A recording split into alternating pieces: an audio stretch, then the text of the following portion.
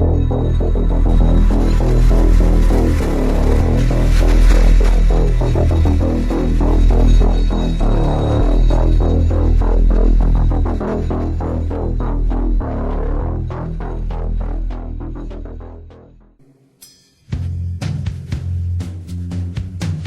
name is Nassine Saabs. Let me ask you a question. Has anything ever happened to you that you couldn't explain? That made you feel sort of foolish when you tried to tell somebody about it? Well, if it has, you have plenty of company, as you'll soon see. The problem with this country is that someone forgot to tell everyone that what you see on TV isn't real. Now, I'm not just talking about the shows that call themselves reality TV. Those we know are fake. I'm talking about everything, including your nightly news. So before you start saying to yourself, this guy's crazy, let me explain something to you. You have to understand what it is that you're looking at first, and who is putting it out there for you to see. Once you understand that concept, then it all makes sense. And then you understand there's no way that they put anything that was real on your TV. Now first understand that the content that you see on your TV is being broadcast there by a network. That network is owned by a corporation. You must understand that a corporation exists entirely for profit. It is profit above people. We've seen this demonstrated over and over again with corporations making decisions that don't benefit humanity but benefit themselves. That's easy to understand. So what's so hard to understand about the fact that if they were to put something that informs the viewer, then it wouldn't create drama?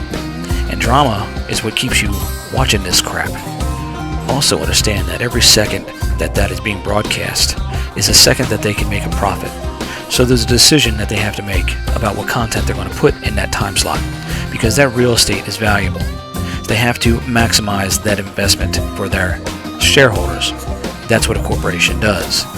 So if you think for 1 second they're going to put something on that screen that's going to make you calm, relaxed, and informed, and not reactionary, then you're the crazy one.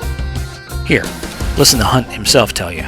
Public opinion could save our nation if our nation is in danger. But the communication media is owned and controlled 80 or 85% by the opposition to the constructive philosophy.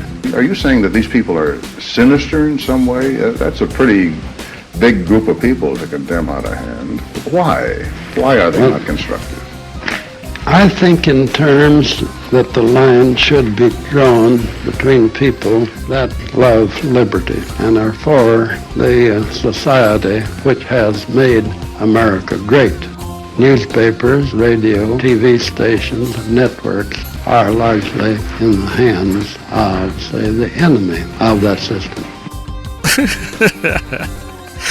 I'm betting right now that you didn't even catch that. Did you hear what he said? He never said that he wasn't one of those people that is the enemy, because he owns most of the media, or he owned it, his family still owns it. So he is the enemy.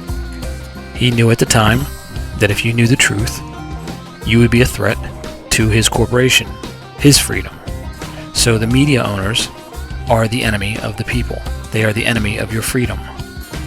Go ahead, replay it. Listen to it again, but this time with that mentality of what I just said. So you hear it from the horse's mouth. You hear it from one of the owners of that 85%. So yes, they're corporations, and they're in competition with one another, but they understand the bottom line is to keep you in the dark about it. So they do work together to a certain extent. And I'll prove it to you in this next clip. Because after you watch this clip, if you can still say that I'm the crazy one, well, you're part of the problem. Proof, there's no question about it. They are the enemy, and they are not there to inform you. I know you're saying to yourself, hey, what's this got to do with the JFK event? Hold tight, just bear with me. You'll see, it all makes sense. So understand the media is not your friend. If you ask me which one was worse, the government that pays the individuals to produce these fake events on our news, the news media that propagates that fake information knowingly, or the actors and production people that knowingly produce the actual spots. I think they're all about the same, but you need the cooperation of the mainstream and alternative media in order for these events to work. But here's another thing that they constantly try to push, and they use this next event as their foundation for what they are pushing for. Understand that the JFK event is the same thing as the Columbine event. For the past 50 years, they have monopolized that event in Dallas. It has brought billions of dollars to this city. It has brought billions of dollars to the local law enforcement and billions of dollars to this country in general. But what you don't consider is the cost of that billion. The cost of the mental scarring and the undermining of the fabric of everything that you think is American, that you put into that person that you think was assassinated when they weren't. It is all over your textbooks. It is something that is ingrained in your brain. But the funny thing is, everything that you think you know about this event comes from individuals who call themselves eyewitnesses who you don't even know. The only thing the people of this country and this world saw that day were stills and not even of the assassination. Realize that there was no video shown to the public of what happened that day until almost 13 years later when Robert Groden and Dick Gregory showed it for the first time on national TV on Geraldo Rivera's show. So you must understand, this is the tool that they use to condition you, because you don't know any more than I know or anybody else standing around you knows, because we weren't there, but we're trusting the words of these people that say they were there. Now, what if I were to show you that all those people that say they were there are related? Do you think that you would be able to understand the logic behind the fact that they might have been scamming you? That they might be fake? Understand that the world, your whole vision of the world back in those days especially, was narrowed down to a few network stations. Just a few stations, and that's your perception of the entire world came through just those few channels. You understand how easy it was for them to control everything that you see and believe. It only takes a handful of these stations' owners and their family members to act as actors to change your whole perception of the world. The other way that they use the TV as a tool is they use it to divide and conquer the people. When the people rise up and have one unified voice, they become a threat to the established system.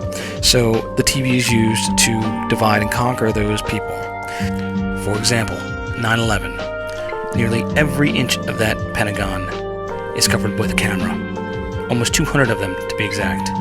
And yet, what do you see when it comes to the events that happened on September 11th? You see a few grainy frames and a blurred image. Do you think they did it on purpose? You better believe they did. That was intended to divide the people up and cause infighting.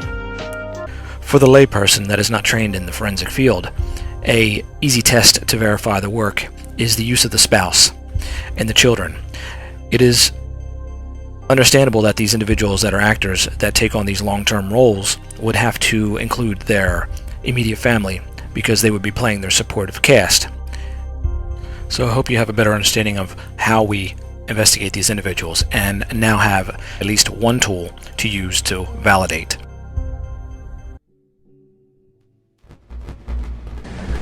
Well, I was born on a cotton farm in East Texas, but we had livestock of all kinds. I was born around livestock. Now it's mostly cattle instead of farming, but it's in the rural part of East Texas in Panola County. I was born way out in the country, farm and ranch. So you didn't have to learn to ride to make cowboy movies? No, I knew how to stay on, I thought, but I stayed on most of the time.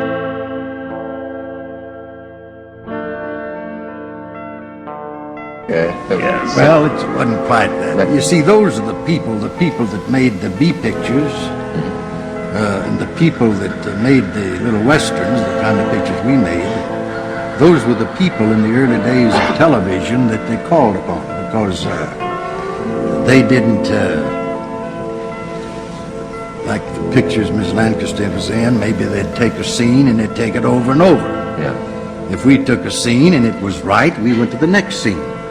And those are the people that made the early TV pictures, the producers and the directors of the B pictures, which move rather rapidly. No, they're taking me in because of the fact that I live in the Soviet Union. I'm just a patsy. You're a Marxist? Well, I have studied Marxist philosophy, yes, sir, and also other philosophers. But are you a Marxist? I think you did admit on an earlier radio interview that you consider yourself a Marxist. Well, I would very definitely say that I am a Marxist. That is correct. But that does not mean, however, that I'm a communist. What is the difference between the two? Well, there's a great deal of difference. Several American parties in several countries are based on Marxism, such as Ghana. Certain countries have characteristics of a socialist system, such as Great Britain with its socialized medicine. These, then, are the differences between an outright communist country and countries which adhere to leftist or Marxist principles. In your work with the Fair Play for Cuba Committee, what are you advocating? We advocate restoration of diplomatic, trade, and tourist relations. That's all right, I don't know. Oh, that's fine. Okay. Cut.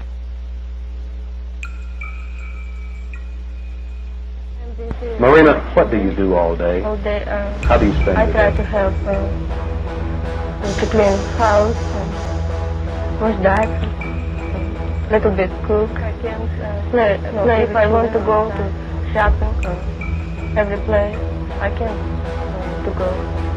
Are they good children? How about you? Do they behave? Yes, my children very good for me, and I think very good children for everybody because Junior and Rachel is very quiet. How do you Listen. speak to the children? In Russian or in English? I speak with Junior. Many times I speak with Junior in Russian language. But sometimes I know English words, I speak English. 2 years old? Junior is 2 years old in February. And Rachel is... she understands English and Russian, but she don't speak Spanish. And Rachel is 3 She's months? 3 months old. We live in a world where many people are influenced. They listen to demons constantly. That's what's influencing them.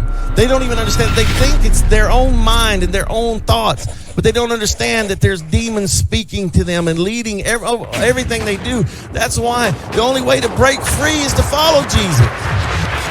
Because the whole world is in this spiritual evil darkness. And they're constantly being influenced by forces that they don't see. I have this reoccurring dream, I'm on a battleground with bullets whizzing by my head, the bombs are all around. I'm trying to fight the enemy, but they're invisible. No place to run and hide, extremely inhospitable. A barren land that's treacherous and perilous. Malicious feelings all around me that are merciless. It's a hazardous environment that's sinister.